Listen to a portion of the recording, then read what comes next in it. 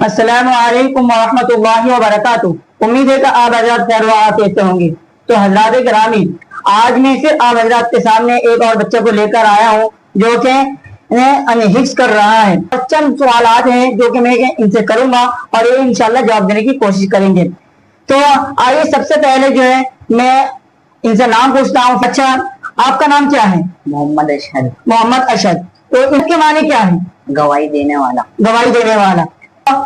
اب آئیے آگے چلتے ہیں کہ ان سے یہ سوال کرتے ہیں کہ اگر یہ حافظ جو یہ بننا چاہتے ہیں، کیا ان کے گھر والوں کی طرف سے یہ اجازت ہے؟ ان کے گھر والے کی ان کی رائے کیا ہے؟ پوچھتے ہیں۔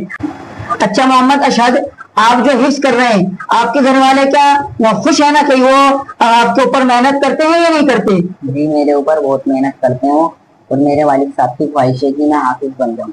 ماشاء اللہ۔ دیکھیے، انہوں نے بہت بہترین انداز سے کہا ہے کہ ان کے گھر والے ان کے اوپر بہت محنت کرتے ہیں اور ان کی جو والد صاحب ہے یہ بہت ان کے لیے اوپر تمنا رکھتے ہیں کہ یہ حافظ قرآن بنے۔